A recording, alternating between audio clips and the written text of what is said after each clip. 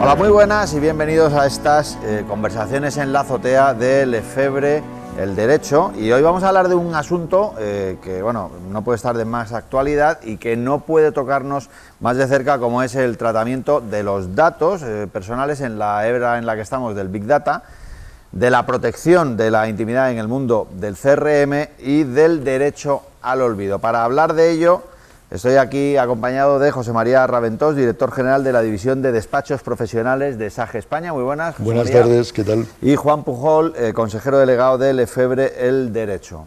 Buenas tardes. Por empezar con dos preguntas que abran un poco estas conversaciones en esta azotea luminosa. ¿Somos conscientes del uso que se da a esos datos y sabemos dónde está yendo, a qué destino o a qué destinos está yendo esa información? Pues, a ver, yo creo que conscientes, no somos conscientes de todo lo que las operadoras, las empresas, los operadores económicos que manejan datos personales, no somos conscientes, no creo que ninguno de nosotros tres ni de nuestra audiencia lo sea al 100%. Nos sorprendemos, yo me sorprendo todos los días, pues claro, en función de mi edad, es un dato a tener en cuenta de manera determinante, pues cuando cojo mi smartphone y mi smartphone no solamente me dice lo que voy a tardar a mi oficina, que puedo entenderlo porque yo llego aquí inmediatamente, me captan no sé cuántos servidores, redes wifi o wifi, pero es que hace 10 días, al salir de mi casa, el smartphone me dice, en las circunstancias actuales del tráfico, usted va a tardar a la calle Fermín Caballero 61, 11 minutos. Y en Fermín Caballero 61 es donde desayuno todos los días. Y que tú le estás diciendo sin saber a alguien que tú desayunas ahí todos los días. Y alguien tiene el dato de que yo desayuno y muy probablemente dentro de muy pocos milisegundos me dirá, en Fermín Caballero 61 desayuna café con leche de no sé qué marca, mucho mejor que la que tomas habitualmente. Quiero decir, más barato. De forma genérica creo que no somos conscientes y hay, no quiero decir una amenaza porque sería ir contra el signo de los tiempos. El Big Data está ahí, José María en su compañía, en su gran compañía y yo en la nuestra, en la mía, pues obviamente es un elemento no solo de marketing, es un elemento estructural que vertebra nuestra actividad y que la hace avanzar. No sé. El término Big Data que acabáis de introducir de alguna manera acuña la problemática que estamos abriendo, ¿no? Es decir, la información que existe ahora mismo en todo nuestro entorno es espectacular. Para que nos hagamos una idea, en un solo día se está manejando en Big Data toda la información de 50 años del siglo pasado, en un solo día. El 90% de la información que existe ahora en Big Data se ha generado prácticamente en los 2 últimos años. O sea, imaginaros el crecimiento exponencial que está teniendo ahora mismo toda esta información. ¿Dónde está la mayor dificultad? Efectivamente, en lo que comentabas hace un momento. Es decir, cómo segmentar y cómo localizar y cómo trabajar y esa información para hacerla útil para el usuario.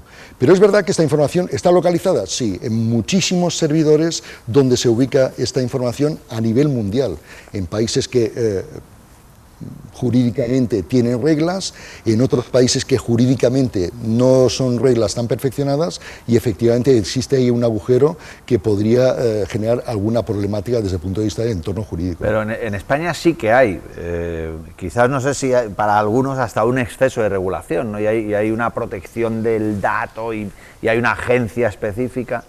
Evidentemente en España existe la Agencia de Protección de Datos y además unas reglas muy claras que son la Ley Orgánica de Protección de Datos.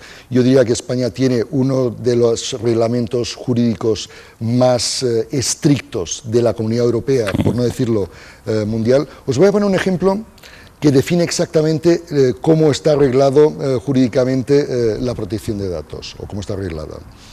Para que nos demos cuenta de la situación, hay multinacionales que tienen sedes en Norteamérica y filiales en España, utilizan las reglas españolas para manejar esta información, pero sus sedes sociales centrales chupan esa información para hacer uso de esa información, valga la redundancia. ¿Bajo otras legislaciones? Bajo otras legislaciones. y ya se han dado casos de multas de la Agencia de Protección de Datos al más alto nivel de penalización en multinacionales por no haber notificado esa transferencia que está absolutamente prohibida de datos a su sede de Norteamérica. Eso ha ocurrido. O sea que, lo digo esto para que veamos claro que el marco jurídico en España es muy, muy, muy estricto, ¿eh? Pero fíjate, yo diría, si me permitís, José María y Carlos, claro que sí, yo coincido absolutamente con lo que dice José María. Yo me atrevería a decir con mucho respeto, porque la Agencia de Protección de Datos es un órgano casi omnipresente y omnímodo y omnipotente, pero tiene una normativa contundente. En 2018, si no estoy mal informado, se espera que haya un reglamento europeo de protección de datos, y probablemente ese reglamento sea bien recibido en nuestro mercado, porque atemperará en alguna medida, no digo excesos, pero es verdad, todos los países de la Unión Europea reciben esa misma normativa porque bebemos de una misma directiva común. Y en cambio, en la manera de transponerla en países como Francia, donde está la sede de mi empresa matriz, no tiene la misma contundencia en la aplicación de la normativa sanción. Pero yendo más allá o con la excusa de la normativa de protección de datos, yo, para centrar un poco la cuestión genérica, de manera muy genérica, es verdad que sí, pero yo diría que, al hilo de lo que ya hemos hablado, hay una tensión a tres bandas que me parece que es donde se ubica en el centro de ese triángulo el núcleo de la problemática jurídica, sociológica, ciudadana, y es una tensión entre la normativa de protección de datos, que tú acabas de describir de forma muy precisa, entre el derecho de los empresarios, de SAGE, de Lefebvre el derecho, a operar, a ejercer nuestra actividad de marketing, que es una actividad, pues, a una causa legítima, que es la obtención de beneficio en una sociedad como la que nos desenvolvemos. Entonces, el almacenamiento de datos, los CRMs, los buscadores, todo eso naturalmente que persigue fines legítimos. La tercera banda de la tensión a tres bandas de la que hablaba es el derecho a la intimidad del ciudadano. Y a mí me interesa recalcar que hablamos de normativa de protección de datos, pero la Constitución de 1978, que es la que padecemos y disfrutamos, creo que disfrutamos más que padecemos, en su artículo 18.4 establecía ya entonces, y sigue estableciendo, pero no se ha modificado, que la ley limitará el uso de la informática para garantizar el honor y la intimidad personal y familiar de los ciudadanos. Y el pleno eso es de visionario, porque claro, decir eso en el 78. En el 78, eso es así. Y en el contexto de lo que estamos hablando, claro, la limitación de la informática, pues a lo mejor por vía de Agencia de Protección de Datos puede decirse que se haya intentado llevar a efecto en ese ámbito garantista del honor y dignidad del ciudadano. Pero desde luego, en el ámbito de los Big Data, es obvio y evidente, patente, palmario y notorio que no ha sido así. Es así, estoy de acuerdo. Lo que ocurre es que las circunstancias en las cuales se determinaron o se legisló en ese ámbito o aspectos que hacía referencia a los datos de las personas en años 78 no son exactamente las mismas que concurren hoy. O sea, tecnológicamente ha habido una evolución espectacular. Cuando comentabas hace un momento el caso del CRM, el caso del CRM es un caso claro de uso de la información, pero yo diría que es un uso de una información comercial sobre los hábitos de consumo, porque el CRM al final es una herramienta de marketing. El CRM lo que mide o lo que analiza son los hábitos del consumidor y lo que permite a través de esas herramientas adecuar la propuesta de valor a los hábitos del consumidor, incluso detectar nuevas, digamos, necesidades y tratar de sacar, digamos, provecho o poner en valor, digamos, esas nuevas necesidades. Yo pongo un caso que puede ser muy descriptivo de lo que puede ser un ejemplo de lo que acabas de comentar, Juan. Es decir, la tarjeta de usuario de un supermercado. En un supermercado, por los hábitos de consumo que yo pueda tener, ese supermercado puede saber exactamente, primero, mi nivel social, económico, incluso algún tipo de condicionante médico físico. Claro, Sí, claro que sí. Cosas sin gluten. Ahí Claro. Por ejemplo, o si yo compro en el gourmet de tal supermercado, pues mi nivel económico o los hábitos de consumo, tipo de comida, etcétera, están haciendo una tarjeta de consumidor que define claramente mi perfil, que al final para eso se utiliza el CRM. Pues esto, que puede ser a mejor incluso pues una investigación información personal, no sé hasta qué punto podría legislarse digamos, esos aspectos, ¿no? Es decir, lo que trato de poner sobre, digamos, en este debate es las dificultades que existen para poder legislar aquello que es público y aquello que es privado y cómo separar esa línea roja que hay en un sentido y en el otro. Y luego las resistencias que hay a esa regulación, que no son pocas, ¿no?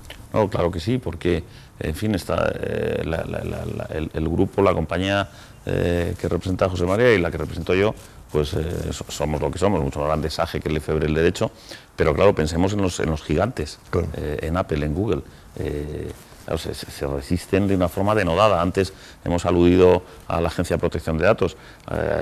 Bueno, pues a ver, como toda normativa restrictiva, pues nos aprieta y a veces pues hemos tenido expedientes que luego se han resuelto con mayor o menor fortuna, pero no hay que dejar de mencionar que la famosa sentencia del Tribunal de Justicia de la Unión Europea de 20 de julio de 2014 acaba pronunciándose a instancia, en origen, de la Agencia de Protección de Datos española a través de la Audiencia Nacional.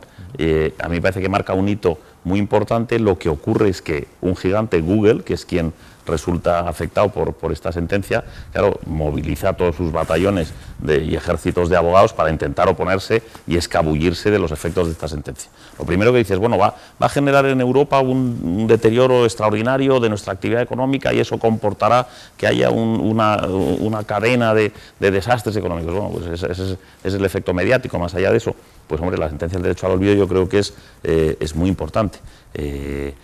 No solamente porque reconoce o viene a reconocer, a proclamar, ya veremos la eficacia en última instancia del derecho del ciudadano de hacerse, de sentirse señor y dueño de sus datos, porque esto también nos afecta a todas las empresas. Yo creo que hay una línea roja más ideológica que práctica, y es que los empresarios, las empresas, seamos conscientes de que los datos no son nuestros. Los datos siguen siendo de nuestros clientes, aunque se alojen en nuestros servidores, aunque estén en la cloud en Alemania o en Tailandia o en Singapur, los datos son de nuestros clientes. Y eso en última instancia es lo que la sentencia del derecho al olvido viene a intentar reconocer. Porque, y con esto termino este turno, esto es los datos que pueden haberse quedado obsoletos o porque ha evolucionado la situación del sujeto afectado por la mención que se hace en la red, pero ¿qué ocurre? Yo ahora entro en Internet, tecleo mis apellidos y es muy fácil. Yo hoy, cuando he llegado a casa a ponerme esta chaqueta y esta camisa, me he encontrado con una notificación de un embargo de Hacienda.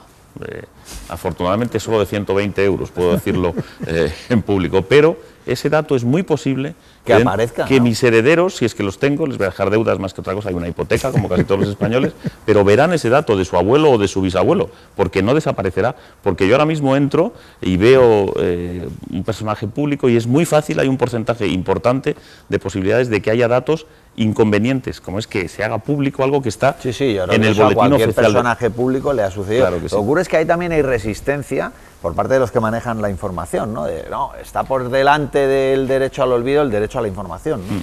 Que es un conflicto. Sí.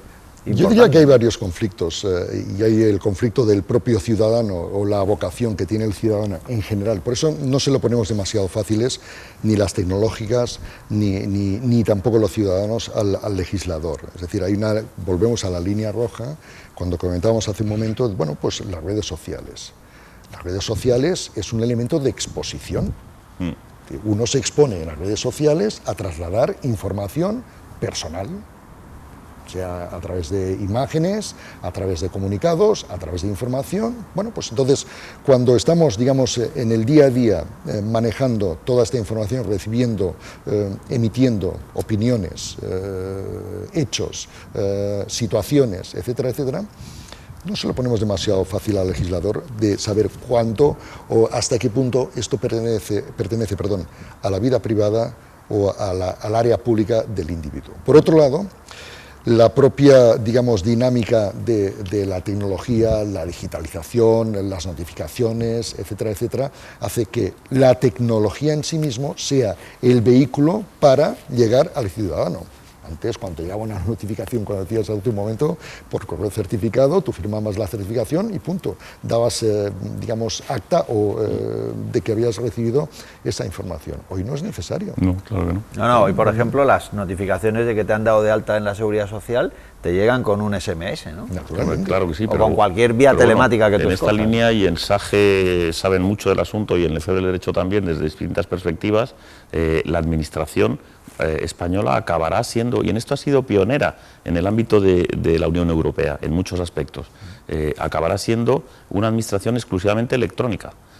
Y ya se está planteando en muchos programas de implantación de administración electrónica una excepción, una cosa que cada vez se ve de una forma más arcaica, más jurásica, y es prever a aquellos ciudadanos que, uno, no tengan acceso a Internet, o dos, no tengan cobertura en recónditos parajes de no sé qué sierra, que puede suceder.